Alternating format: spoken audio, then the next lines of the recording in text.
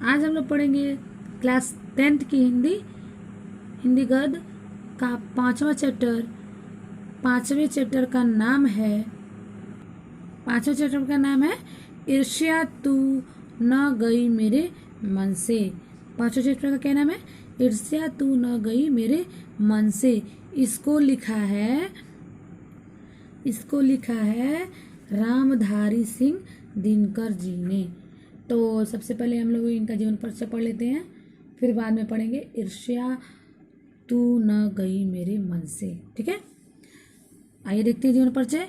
रामधारी सिंह दिनकर का जन्म 23 दिसंबर सन 1908 ईस्वी को बिहार राज्य के मुंगेर जिले के सिमरिया ग्राम में एक साधारण किसान परिवार में हुआ था। यानी किस परिवार में हुआ था? साधारण से किसान परिवार में। किस राज्य में? बिहार राज्य के मुंगेर जिले के सिमरिया गांव में हुआ था। कब हुआ था? 1908 ईस्वी में हुआ था। कब हुआ था? 23 दिसंबर को हुआ था। कौन किसका जन्म? रामधारी सिंह दिनकर जी का। बीए की परीक्षा पास करने के पश्चात इन्होंने कुछ दिनों के लिए उच्च माध्यमिक विद्यालय में प्रधानाध्यापक का कार्य संभाला। यानी जैसे इन्होंने बीए पास किया उसके बाद इन्होंने कुछ टाइम के लिए उच्च माध्यमिक विद्यालय में प्रधानाध्यापक का काम किया। उसके बाद ये सरकारी नौकरी में चले गए। इनकी सरकारी सेवा अवर निबंधक के रूप में प्रारंभ हुई। बाद में ये उप निदेशक प्रचार विभाग के पद पर स्वतंत्रता प्राप्ति के बाद तक कार्य करते रहे। यानी आज़ादी मिलने के बाद तक ये कार्य करते रहे। तदंतर इन्होंने कुछ समय तक बिहार विश्वविद्यालय के हिंदी विभाग के अध्यक्ष पद पर कार्य किया। यानी कुछ समय तक ये बिहार विश्वविद्यालय के हिंदी विभाग के अध्यक्ष बने रहे और उस पर काम किया। सन 1952 ईस्वी में ये भारतीय संसद के सदस्य मनोनीत हुए। कुछ समय ये भागलपुर विश्वविद्यालय के उपकुलपति भी रहे। यानी कुछ समय तक ये भागलपुर विश्वविद्यालय के उपकुलपति भी रहे। उसके पश्चात भारत सरकार के गृह विभाग में हिंदी सलाहकार के रूप में एक लंबे अरसे तक हिंदी के संवर्धन एवं प्रचार प्रसार के लिए कार्यरत रहे।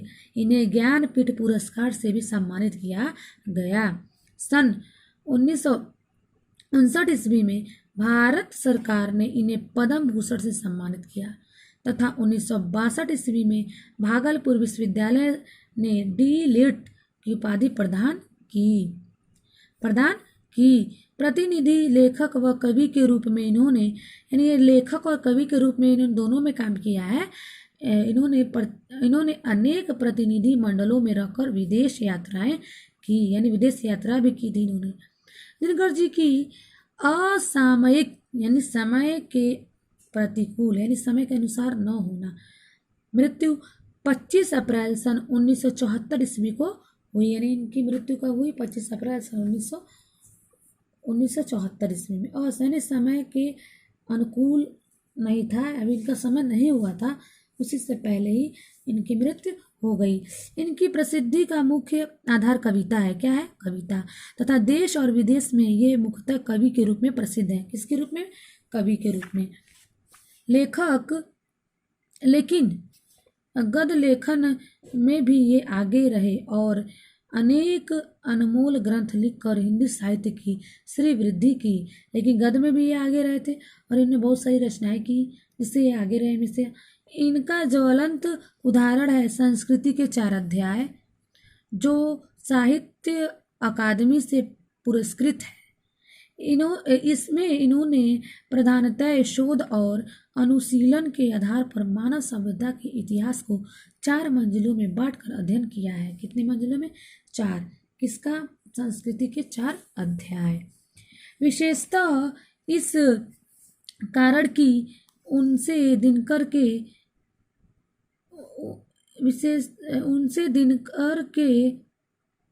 के कवित्व को समझने परखने में यथेष्ट सहायता मिलती है। इनके गद्य में विषयों की विविधता और शैली की प्रज्वलता के सर्वत्र दर्शन होते हैं। यानी इन्होंने गद्य में विषयों की विविधता यानी विविध अनेक प्रकार की विविधताएं और शैलियों का प्रयोग किया, ढंग का प्रयोग किया।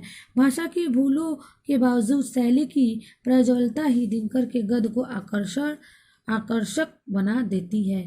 इनका गद्य साहित्य काव्य की भांति अत्यंत सजीव एवं स्फूर्तिमय है तथा भाषा ओज से ओतप्रोत है।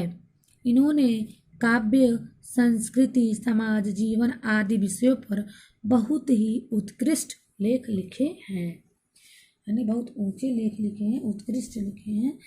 अब देखते हैं इनकी रचनाएं कौन कौन सी है।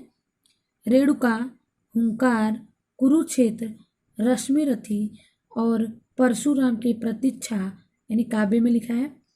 अर्धनारीश्वर, वट पीपल, उजली आग, संस्कृति के 4 अध्याय यानी ये निबंध है। देश विदेश यानी यात्रा आदि इनकी उल्लेखनीय कृतियां हैं।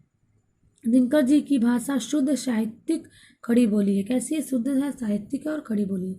इन्होंने तद्भव और देशज शब्दों तथा मुहावरों और लोकोक्तियों का भी सहज स्वाभाविक प्रयोग किया है। इन्होंने तद्भव यानी हिंदी भाषा, देशज भाषा, मुहावरों और लोकोक्तियों का प्रयोग किया है। इनकी शैलियों में विवेचनात्मक, समीक्षात्मक, भावात्मक, सुक्तिपरक शैली प्रमुख रूप से है। ईर्ष्या तू न गई मेरे मन से पाठ लेखक की अर्धनारीश्वर पुस्तक से संकलित किया गया। किससे? अर्धनारीश्वर पुस्तक से। लेखक ने ईर्ष्या की उत्पत्ति का कारण यानी ईर्ष्या मतलब होता है जलन, किसी के प्रति जो जलन की भावना होती है, तो जब वो कैसे उत्पन्न होता है, उसका क्या कारण होता है, उससे होने वाली हानियों का मनोवैज्ञानिक विश्लेषण किया है। यानी जब कैसे जलन मन में पनपता है, उससे क्या हानियाँ होती हैं, क्या नुकसान होता है, उसके बारे में इसमें बताया गया है कि ईर्ष्या तू गई ना मेरे मन से। सबके अंदर कुछ ना कुछ जलन किसी न किसी के प्रति रहती है। साथ ही लेखक ने ईर्ष्या से विमुक्ति का साधन भी प्रस्तुत किया है और साथ में लेखक ने ईर्ष्या से कैसे मुक्ति पाना है उसके साधन को भी बताया है, जिसको हम लोग अगले वीडियो में पढ़ेंगे कि कैसे बताया है कि मुक्ति के साधन।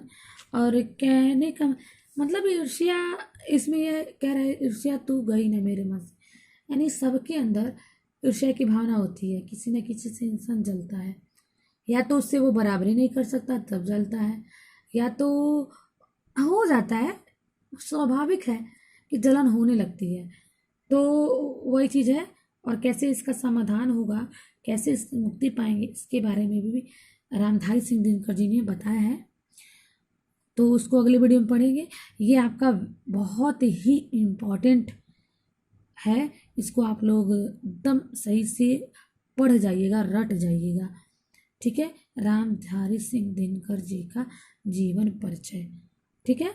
इसको आप वेरी इंपॉर्टेंट में लगा लीजिए और तैयार कर लीजिए। ओके।